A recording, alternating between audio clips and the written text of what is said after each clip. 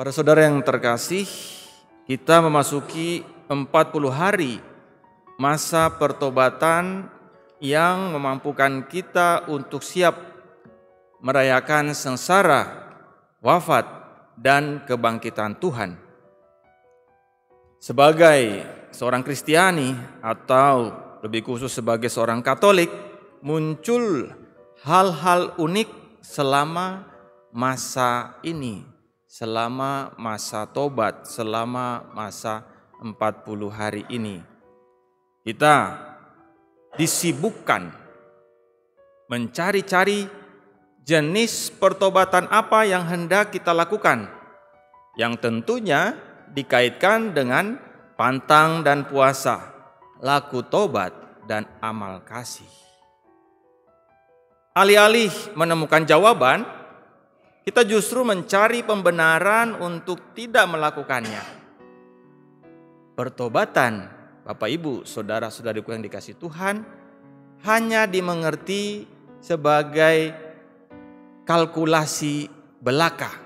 Pertobatan, pantang puasa, laku tobat, tindakan amal hanya dilihat sebagai tindakan kalkulus, hitung-hitungan, kalkulasi belaka. Kenyang, tak kenyang, tak kenyang. Tak kenyang, kenyang, tak kenyang. Tak kenyang, tak kenyang, kenyang. Itu ada di internet. Kalau Bapak Ibu cari di detik.com, ditulis di situ aturan mengikuti puasa sampai harus dijelaskan kenyang, tak kenyang, tak kenyang. Kenyang, tak kenyang, tak kenyang. Pokoknya yang penting kenyangnya satu kali. Jadi hanya kalkulasi, hanya hitung-hitungan. Akhirnya kita mulai mencari pembenaran. Oh, ini makannya tidak kenyang. Berarti masih ada kesempatan makan kenyang yang lain.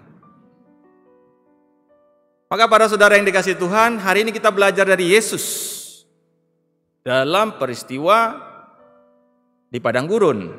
Yesus mengalami pencobaan, tetapi lebih penting ialah bagaimana kita melihat. Pertama-tama, Yesus dipenuhi oleh Roh Kudus. Sejak awal mula, Yesus selalu terkoneksi, terhubung secara intim dengan Roh Kudus. Khususnya dalam melaksanakan misinya di dunia ini. Sejak dalam kandungan, lalu juga dalam peristiwa pembaptisan di Sungai Yordan. Dan hari ini dalam bacaan kita dengar Yesus dipenuhi dan dituntun oleh Roh Kudus. Kembali dari Sungai Yordan, lalu dibawa oleh Roh Kudus ke padang gurun. Dalam konteks ini, para saudara, marilah kita tidak mengawali perjalanan 40 hari ini dengan perhitungan kalkulatif yang terkadang tidak bertujuan pertobatan, yang terkadang bertujuan hanya untuk kepentingan pribadi masing-masing.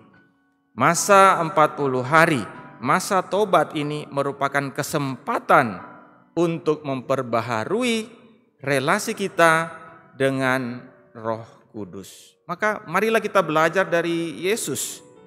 Penting bagi kita umat Kristiani untuk selalu membiarkan diri dituntun oleh Roh Kudus.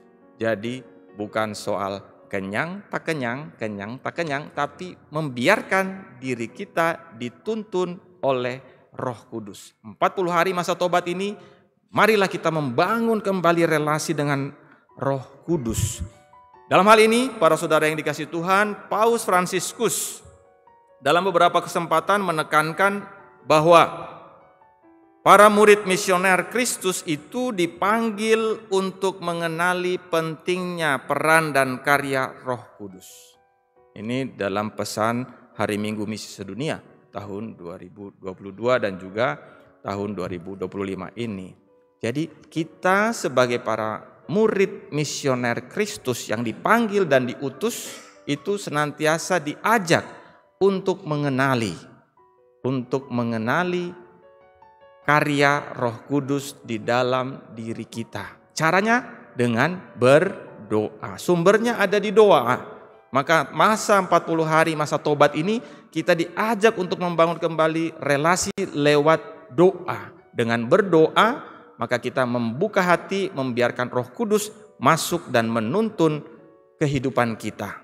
Kepada saudara yang dikasihi Tuhan, khususnya dalam keadaan lemah dan hilang pengharapan, hendaknya kita berdoa memohon kehadiran Roh Kudus. Maka berdoa berarti merangkul dan membiarkan Roh Kudus hadir dan menuntun hidup kita. Lalu pertanyaannya, para saudara yang dikasihi Tuhan, kalau kita sudah dipenuhi dan membiarkan diri kita dituntun oleh Roh Kudus, apakah kita bebas dari godaan dan cobaan? Yesus sendiri menunjukkan hal yang luar biasa. Dipenuhi dan dituntun oleh Roh Kudus pergi ke padang gurun, tetapi di situ dia mengalami pencobaan. Di situ dia mengalami godaan. Maka dengan baptisan di Sungai Yordan, Yesus harus menghadapi kenyataan pencobaan-pencobaan sepanjang perjalanan misinya, yang citra simbolisnya ialah pada peristiwa pantang dan puasa di padang gurun. Maka para saudara yang dikasihi Tuhan, bersedia atau tidak dalam kehidupan dan misi setiap murid Allah, dalam kehidupan kita sehari-hari, ada pencobaan-pencobaan yang datang. Selalu ada pencobaan-pencobaan yang datang dari daging, yaitu sifat kita, dari dunia, dari lingkungan yang menjauhkan kita dari Tuhan. Dan semuanya itu bertujuan untuk menjauhkan kita dari Tuhan. Jadi jangan beranggapan bahwa ketika kita membiarkan diri kita diutus, dituntun, dibimbing, dipenuhi oleh Roh Kudus, lalu kita bebas dari semua godaan-godaan itu. Belajar dari Yesus supaya senantiasa dengan perantaraan Roh Kudus kita mampu melawan godaan-godaan, bukan hanya soal kalkulatif, hitung-hitungan, untung dan rugi, tetapi bagaimana kita di masa tobat ini membiarkan diri kita diutus, dipenuhi, dan dituntun oleh Roh Kudus. Tuhan memberkati kita sekalian.